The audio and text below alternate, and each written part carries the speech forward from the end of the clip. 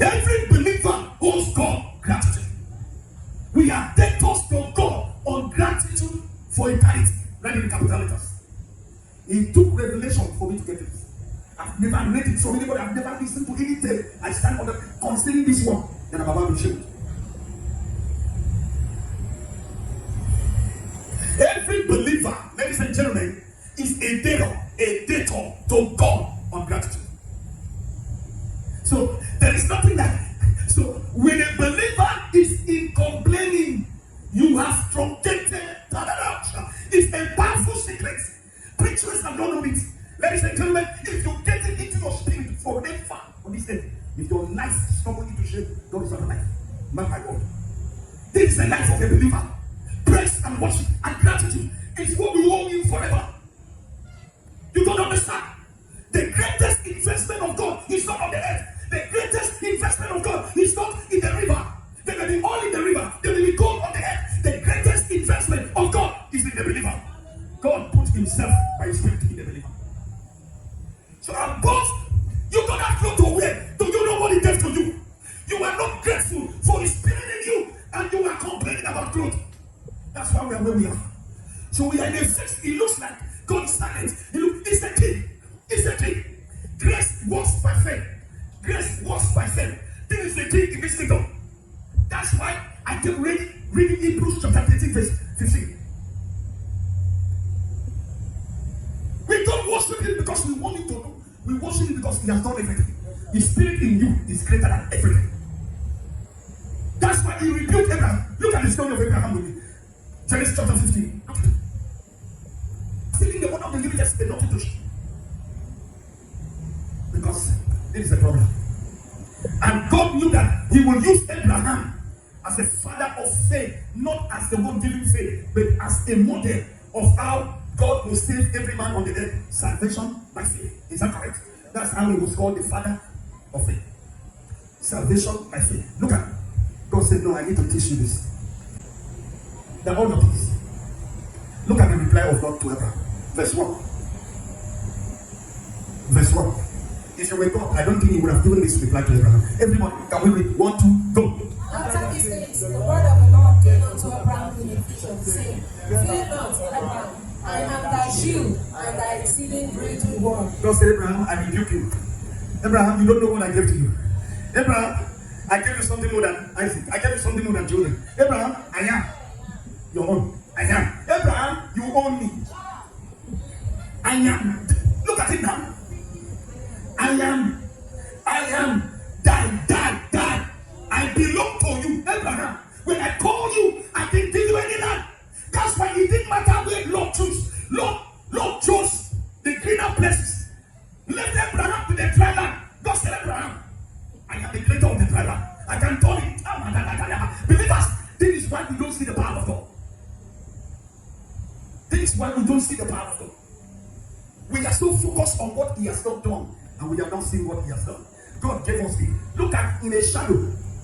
The Spirit of God was not in Abraham, but look at what God told Abraham. He was speaking about what is to come. Abraham, fear not. And our problem is fear. Fear. Will I marry? Will I have children? Oh, will I? Oh. And some of us are in competition. I pity you. Those of us that are in competition, I pity you. That's why you don't see me with many friends. Because when you enter the secrets of those pastors, you will do what you should never do. Believe you. My friend traveled to Ghana to go and stand on a rock and come back and run the greatest church in Africa. My friend, when I knew him, he was sincere. When he started joining camp, started joining PFA, he still wrong to identify. No.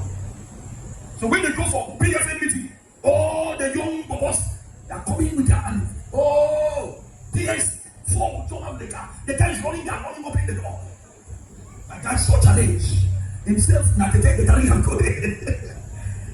He said meeting will start by 5. He will go by 2 because of shame of arriving. And they say, bros, what did you come with? How bros, what are your members doing? Oh, you don't know how to take the money. Remember, Jesus told Peter, go to the river. I have put money in the fish. If you know how to open the mouth, you will remove the money. So they have learned how to open members' mouth to collect the money. And you don't appreciate what God is doing there. on my birthday, the preacher said, "What kind of candy do you need?" I said, "No." I said, "I want to raise money now for you." I said, "No. I want the church to have a bus." No, you're not grateful. You're not grateful.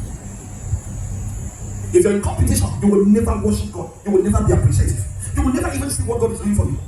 If you're in competition, all the young ladies near me that who are in competition, you want to wear their hair, you want to wear their shoe, you want to continue. By the time you say they harvest your liver, you will know. Because how can a young girl be earning 20,000, 50,000 in a month? And want to wear the hair of 350,000? They call it bone straight. Could you imagine that before I was born, the love of God did not so much corner me and give me a wife that is contented? And then I have this kind of ministry. So what have you given me? I go churches. Ladies and gentlemen, this is the key in this kingdom. This is the key. You cannot have God and not be grateful without taking in your pocket. You cannot have God and not be grateful without food on your table. You cannot have God and you're insulting God with silver and gold. Do you know the creator of silver and gold? Do you know who you are? Do you know? Do you know what it means to be forgiven eternally? Do you know what it does to you?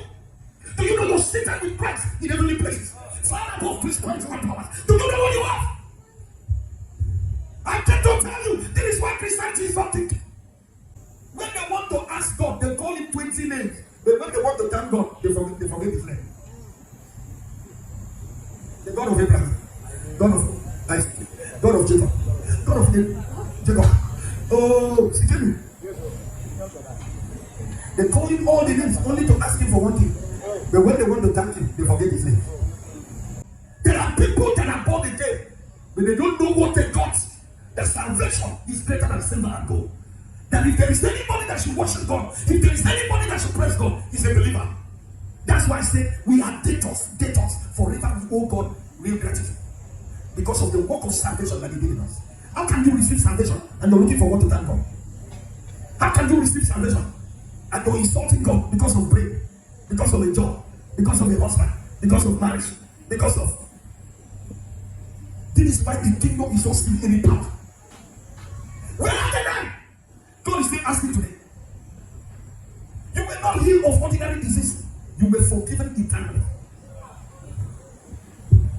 Ladies and gentlemen, if there are people controlled to the ceiling without any money in their pocket, we are the ones. If there are people who roll on the floor from God without any food or hope of eating the next meal, these believers, do you know what we had? We're not just having forgiveness of sin. Forgiveness of sin, we have God.